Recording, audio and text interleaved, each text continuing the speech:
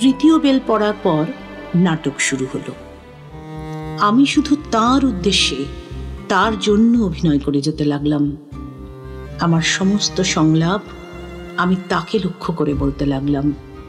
দর্শকের আসন আলো করে কে বসে আছেন তা নিশ্চয়ই বুঝতে পেরেছেন এতক্ষণে। তবু বলছি শ্রোতা বন্ধুরা, তার নামটা উচ্চারণ করতে আজও আমার গায়ে কাঁটা দেয়।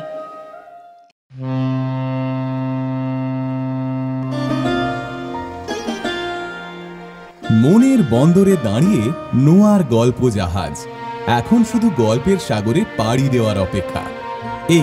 এই ছাড়লো গল্প জাহাজ, উঠে পড়ুন শিগগিরই। রকমারি গল্পের 7 সমুদ্র পেরিয়ে চলুন আমরা যাই অনন্য এক আনন্দ সাগরে। নোয়ার গল্প জাহাজ।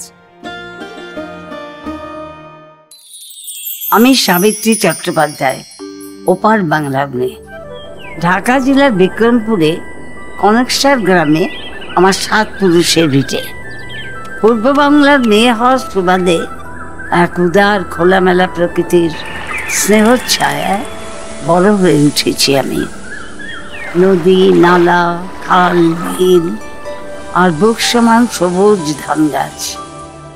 বয়স হয়েছে, স্মৃতি প্রতারণা করে, তাই পরপর গুছিয়ে সব হয়তো বলে যেতে পারবো না। কখনো পরের কথা আগে, কখনো আগের কথা পরে। তবু মনে কোঠায় যার সঞ্চয় করে রেখেছি এত বছর, আমার জীবনের সেই সব সুখ দুঃখের স্মৃতি, নানা ওঠা পড়ার গল্প সব বলবো আপনাদের, সব বলবো। নোয়ার গল্প জাহাজে। টালিগঞ্জে আমাদের নতুন বাড়িতে ঢুকতে না ঢুকতেই দুদিনের মধ্যে এক কাণ্ড ঘটল। সত্যিই তাই। দুদিন পরে অনেক খোঁজ খবর করে ভানুদা আমাদের বাড়ি এলেন, আর এলেন অদ্ভুত এক প্রস্তাব নিয়ে। 1 বছর আগে যে নাটকের প্রযোজক আমাকে তার 7 মহলা বাড়ির কক্ষ থেকে দূর দূর করে তাড়িয়ে দিয়েছিলেন, ভানুদা আমাকে তার কাছে নিয়ে যাওয়ার প্রস্তাব দিলেন। তাদের নাটক নতুন ইহুদির জন্য তারা 1 বছর পরে আবার আমাকেই নির্বাচন করেছেন। একেই বলে কপাল। প্রযোজক মশাই নিজের ইচ্ছায় আমাকে ডেকে পাঠিয়েছেন, না দলের আর সকলের অনুরোধে কিংবা ভানুদার কথায় বাধ্য হয়ে আমাকে ডাকতে রাজি হয়েছেন, তা নিয়ে ভানুদা মুখ খুললেন না। শুধু বললেন, উনি অনুরোধ করেছেন যেন তোরে নিয়ে যাই, তুই করবি ওই নাটক। ভানুদার কথা শুনে প্রথমেই মন বিদ্রোহ করে উঠল। 1 বছর আগের ভীষণ অপমানের স্মৃতি দগদগে ঘা হয়ে যন্ত্রণা দেয় এখনো। তার উপরেই আজ যেন কেউ নুনের ছিটে ছড়িয়ে দিল। মনে হলো মারাত্মক সাহস তো। আমরা রিফিউজি হয়ে এই দেশে আসছি বইলা কি আমাদের এত সস্তা ভাবছেন? ভানুদার মুখের ওপর বলে বসলাম, না, আমি ওই নাটক করুম না। ভানুদা বোঝালেন। ভানুদা মানে বুঝতে পারছেন তো? আপনি গো ভানু বন্দ্যোপাধ্যায়। ভানুদা বললেন, দেখ সাবু, নাটক যখন মঞ্চস্থ হইব তখন তো লোকে তোরে দেখব, ওই প্রযোজকরা তো আর কেউ দেখবো না রে। তুই চ্যালেঞ্জ খান ল। যে নাটকে তরে বাদ দিছিল, সকলের সম্মুখে অপমান কইরা তাড়াইয়া দিছিল, সেই নাটকখান যে তল্লিগাই উতরাইল, হেয়া তুই বুঝতে দে। চোরের উপর রাগ কইরা মাটিতে ভাত খাইস না। মন প্রাণ দিয়া অভিনয় কইরা প্রমাণ কর, ভাগ্য বিপর্যয়ে রিফিউজি হইয়া এই দেশে থাকলেও আমরা বাঙালরা প্রতিভাবান। আমাকে প্রতিভার ধারে কাছে এই দেশের মানুষ আইতে পারে না। ভানুদা যত এই কথাগুলো বলছিল, ততই যেন কে আমার শরীরের ভেতর আগুনের ছ্যাঁকা দিচ্ছিল।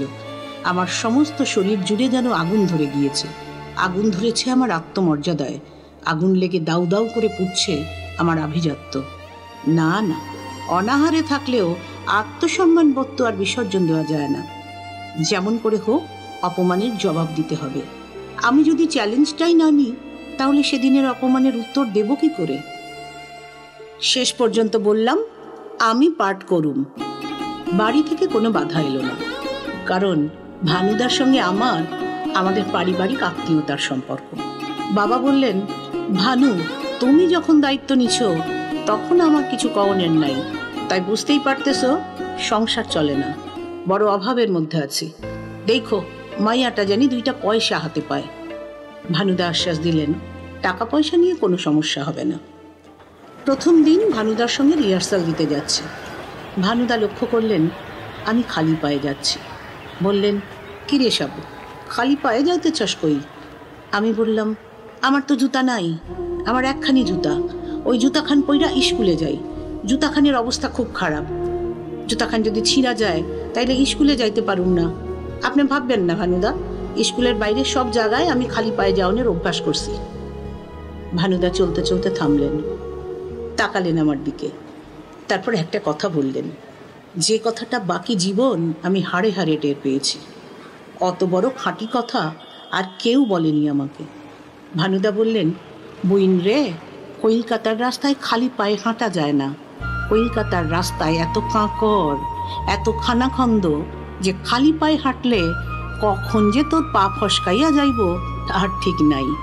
আর একবার পা ফসকাইলে না, কলকাতার মানুষে তরে টাইনা তুলব না, তোর দিকে ফিরাও চাইব না। তাই খানাখন্দ পাচাইয়া হাঁটতে হইব তোরে। কাকর বিছানো পথ দিয়া হাঁটতে গেলে পাও দুইখান রক্তে ভিজব, তাই তরে জুতা পইরা হাঁটতে হইব। জুতা হইল একখান বর্ম। আয় আমার লগে আয়। সাতমহলা বাড়িতে যাওয়ার বদলে ভানুদা আমাকে নিয়ে চললেন জুতোর দোকানে। জুতো কেনা হলো। তারপর মহলা কক্ষে নাটকের রিহার্সাল। দিন যত এগিয়ে আসতে লাগলো তত সহ অভিনেতা অভিনেত্রীদের চোখ মুখ দেখে বুঝতে পারলাম আমার অভিনয় তাদের ভালো লাগছে। তারা ক্রমশ এই নাটক নিয়ে আশাবাদী হয়ে উঠছেন। এমনকি একদিন ওই প্রযোজক মশাই, যে আমাকে সকলের সামনে দূর দূর করে তাড়িয়ে দিয়েছিল, সেও আমার অভিনয় দেখতে দেখতে সম্ভবত মুখ ফসকে বলেই ফেললেন, কেয়াবাত। তার এই কেয়াবাত আমাকে যুদ্ধের ময়দানে আরও মনোযোগী করে তুলল। আমি বুঝলাম যুদ্ধের মাঠে কাউকে 1 ইঞ্চিও জায়গা ছাড়তে নেই। আপাতত এই নাটকের অভিনয়টাই আমার কাছে যুদ্ধের ময়দান। রিহার্সাল রুমে দাঁড়িয়ে আমার প্রত্যেক দিন মনে পড়ত, একদিন এই রিহার্সাল রুমে আমাকে ঢুকতে দেওয়া হয়নি, আমাকে মাছি তাড়ানোর মতো করে তাড়িয়ে দেওয়া হয়েছিল। তাতেই আমি আরও শক্তিশালী যোদ্ধা হয়ে উঠতে লাগলাম। প্রত্যেক মুহূর্তে আমি নিজের সঙ্গে নিজে যুদ্ধ করে যাচ্ছিলাম। আমার লড়াই ছিল প্রত্যেক দিন আগের দিনের আমিকে হারিয়ে দেওয়ার লড়াই।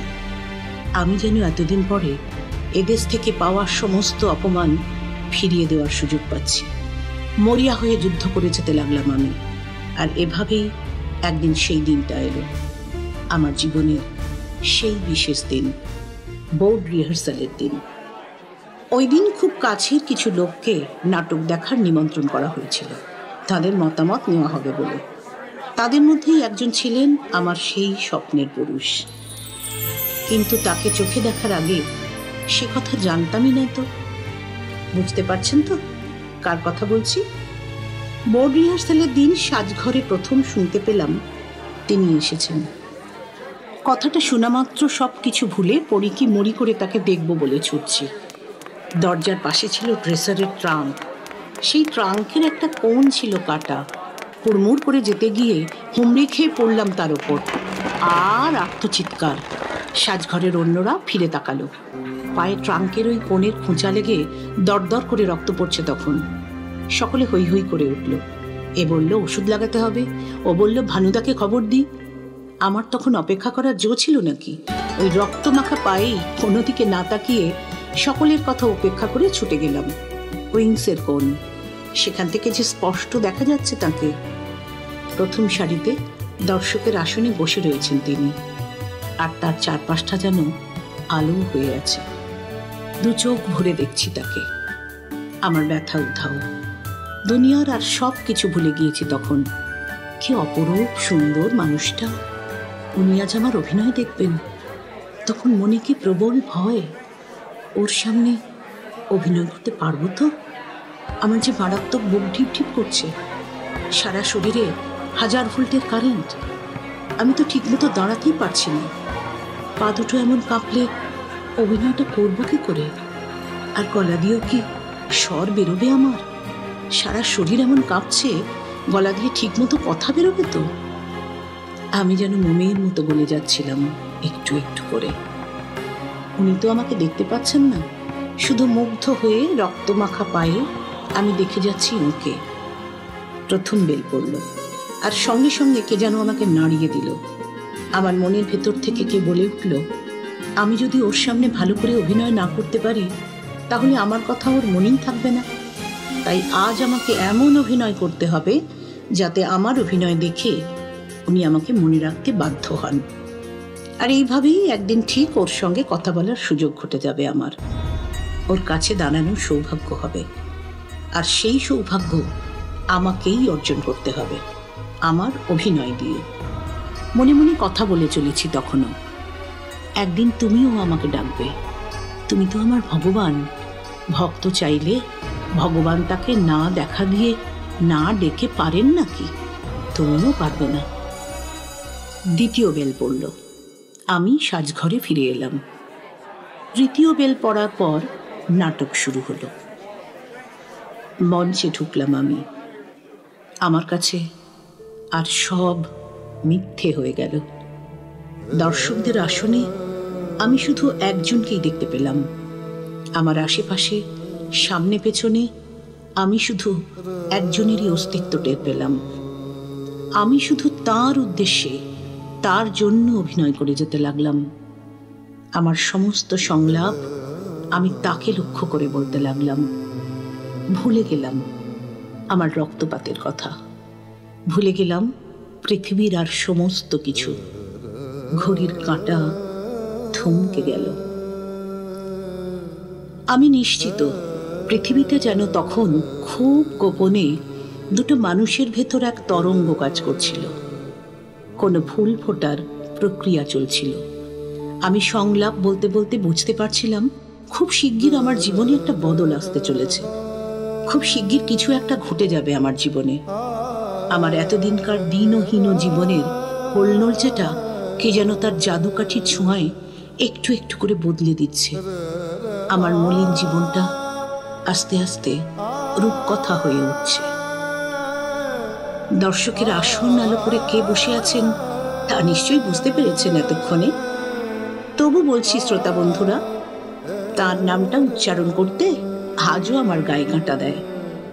তিনি উত্তম কুমার, মহানায়ক উত্তম কুমার, আমার স্বপ্নের পুরুষ, আমার জীবনের প্রথম এবং একমাত্র ভালোবাসা।